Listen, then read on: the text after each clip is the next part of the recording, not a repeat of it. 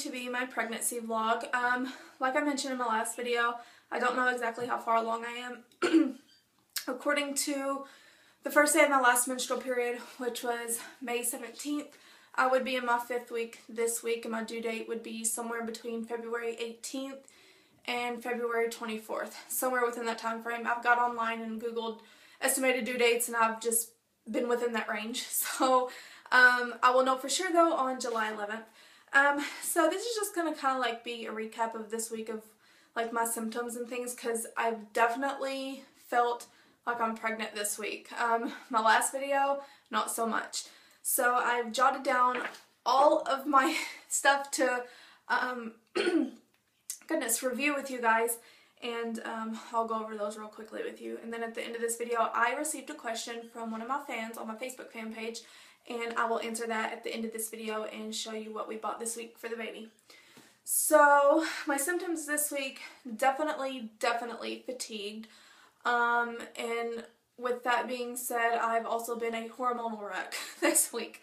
Like I said, I've definitely felt pregnant this week. My hormones have been like a roller coaster, up and down, up and down.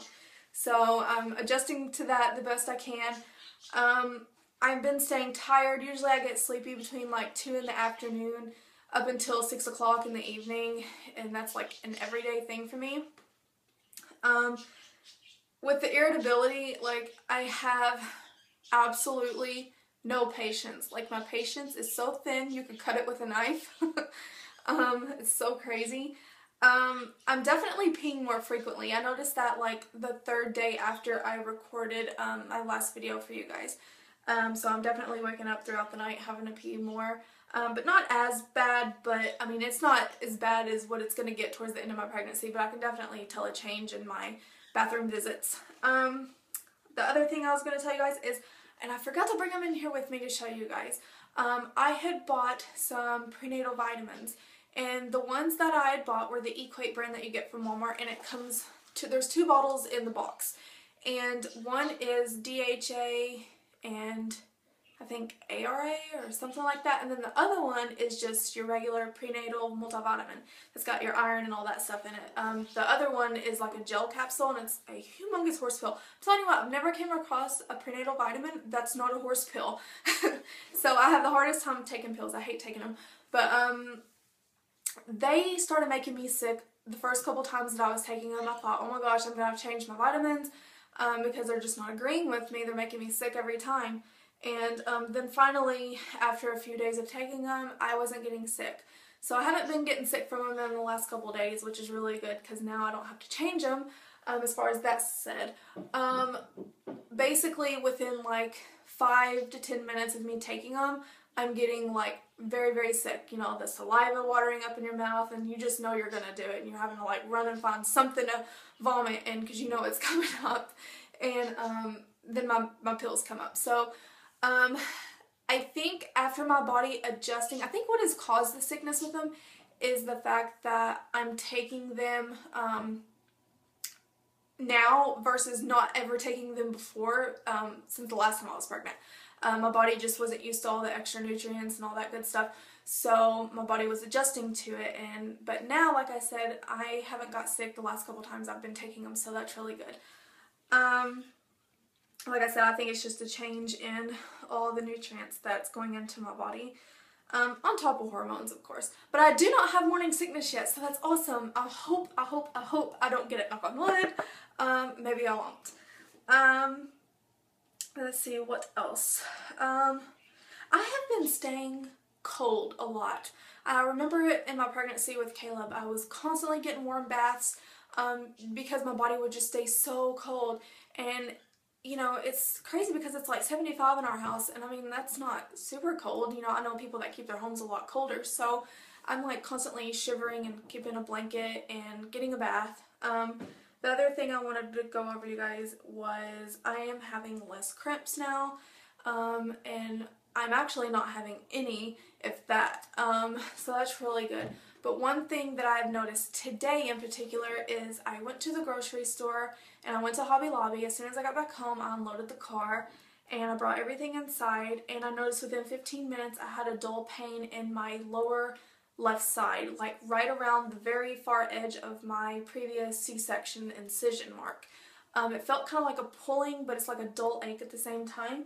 And I mean, it's not real bad pain. If I had to tell you what my pain level was on a scale 1 to 10, I would say a 2 or 3. So it's not too terribly bad. I mean, Tylenol could, you know, ease it up, but I'm kind of just keeping an eye on it to see how far it goes, because I don't know if maybe it's like what they call round ligament pain. I don't know if you can get that this early in pregnancy. I remember getting it later in my pregnancy with Caleb, but I don't know if you can get it this early on in your pregnancy or not. But another thing that worries me, and another reason why I'm keeping a closer eye on it, is because I don't want to go through a tubal pregnancy. I've never went through one, but I have heard that, you know, you get pain in one side, and that's how this is kind of becoming. But I'm hoping it's just, you know, for me carrying the groceries, and maybe I pulled a muscle, or it's just from the stretching of the uterus and my scarring from my previous C-section incision, you know, is just more sensitive, I guess I could say. So that's what's going on with that, something new that I experienced today. Another thing is my breasts are super tender. They're more tender now than they were when I did my last video. I love sleeping on my stomach, so I've been taking advantage of it as much as I can, but it's literally becoming painful to sleep on my stomach because I'm laying on my chest. So yeah, I'm having to sleep kind of on my side because of that. And I'm also having to sleep in a bra because it hurts really, really bad in the mornings when I go to wake up and I sit up, and just like the gravitational pull is like, oh, yeah. So, yeah, definitely not fun. But that will ease up here in the next couple weeks, hopefully. The next thing is cravings. I do not have any cravings. I've actually, what's the best way to put this? I'm eating less of what I would normally eat before. I'm eating less portions of, you know, what I would eat for supper, breakfast, whatever. Actually, I don't even eat breakfast. If anything, I'll eat like a snack cake or something and drink some orange juice or chocolate milk, and I'll be fine until lunch. And I usually eat a really small lunch too, like a small TV dinner. Not nothing, you know, real big or fancy or anything. So I've been eating smaller portions. What else was I going to tell you guys? Oh my gosh, my dreams. Okay, one of my dreams was I was remarrying my husband. Like, it wasn't like I was remarrying him, but in my dream we were getting married for the first time, and we're already married. So it was really crazy. And then one of my other dreams was I actually had a dream of what I was having. I dreamed that I was having a little boy. And so I thought that was pretty crazy, because normally they say whenever you have a dream of the sex of your baby, that's most likely what it is. So I thought that was pretty crazy. So if I end up having a boy, then it's like God's way of telling me, yep, you're having a boy. The other thing is, I've already got baby brain. Not that I didn't have it before, but now it's like even 10 times worse. I will lose my train of thought within a split second. But as soon as I forget what I'm saying, it comes right back to me. So it's kind of like brain fart. The other thing is, before I was taking my vitamins, I was noticing very low blood pressure. I was staying super sleepy, like morning until night, and we have a blood pressure machine here at the house, and I was testing my blood pressure, and my normal blood pressure is like 127/75, you know, somewhere within the mid-70 range for the bottom number. And I took it one night whenever I just wasn't feeling like myself, and it was reading 89/68. And that is really, really low for me. Probably low for just about anybody. But then I tested it again just to make sure, and it said 101/74, so it was still pretty low. So that's when we decided to go get my prenatal vitamins. And as soon as I took them, yes, they made me sick, but they did obviously do something, because it brought my blood pressure back up in the normal range that my body's usually reading. So I guess, you know, a lack of iron or something, you know, in my body was causing my blood pressure to drop.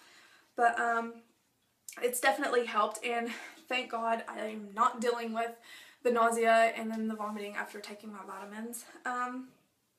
That's pretty much all my symptoms for this week. I am going to go ahead and do a quick belly shot, and I'll go ahead and tell you guys what my starting weight for this pregnancy is. It's 137. I am 10 pounds more than what I was with Caleb when I found out I was pregnant with him, so that's a little intimidating, because that just tells me I'm probably going to gain a little bit more with this pregnancy than I did with my last, but I'm okay with that, because As long as I get back down to my 137, I will be happy.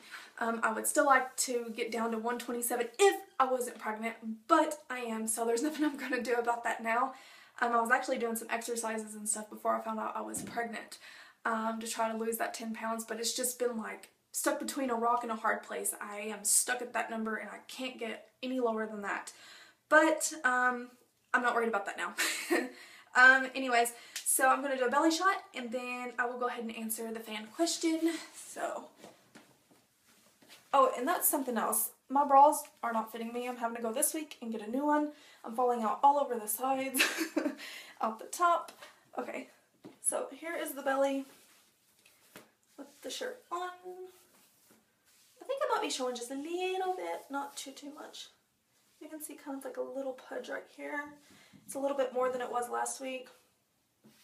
So, here's the front. I've got some extra flab there. There's this side. And so you can definitely see a little pudge here. It's like the perfect little pudge.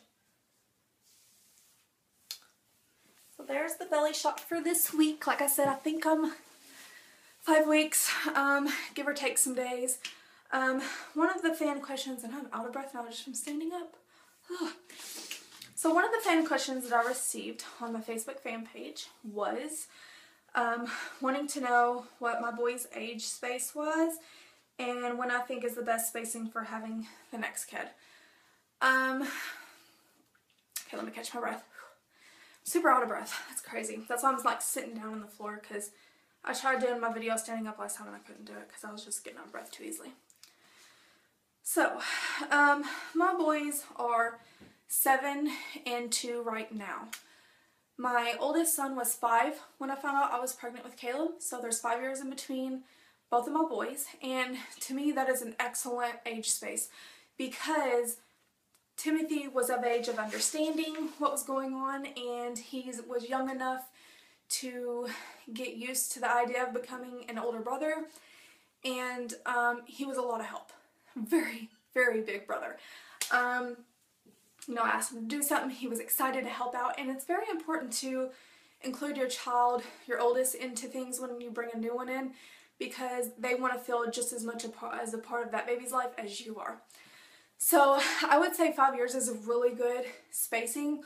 However, I'm still out of breath.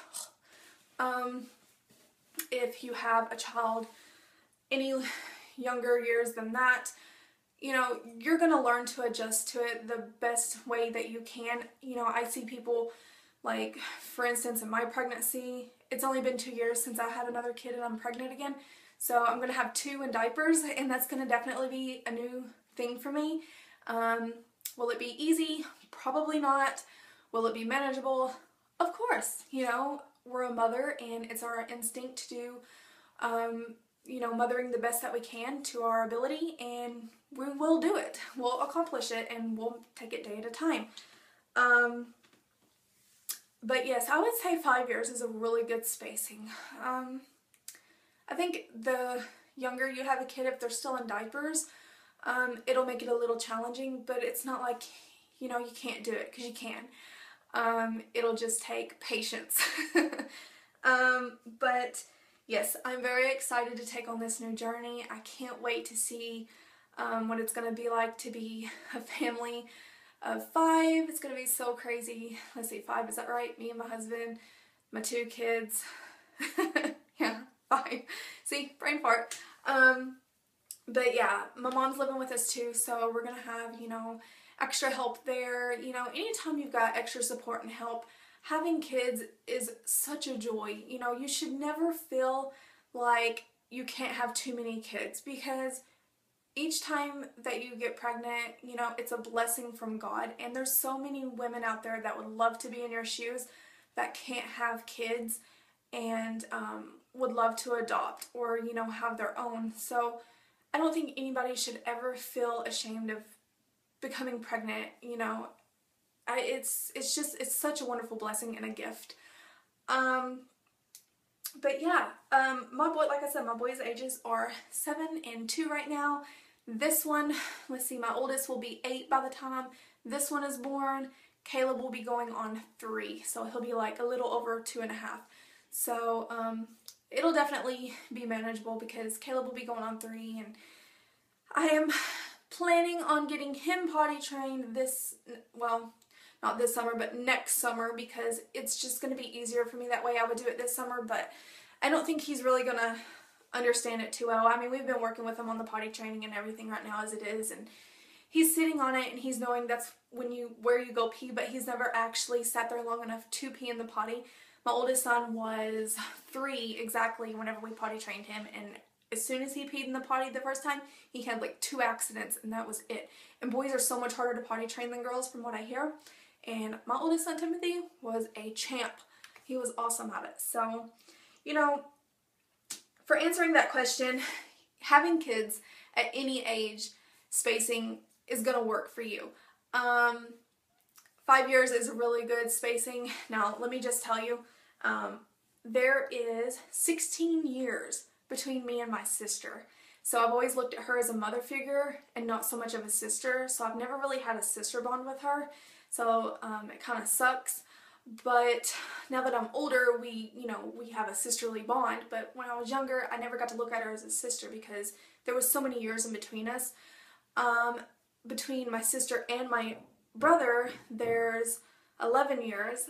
And then between me and my brother, there's 5. And me and my brother are really, really close. Closer than me and my sister. So you can see that having kids young, close together in age, bonds a little bit better.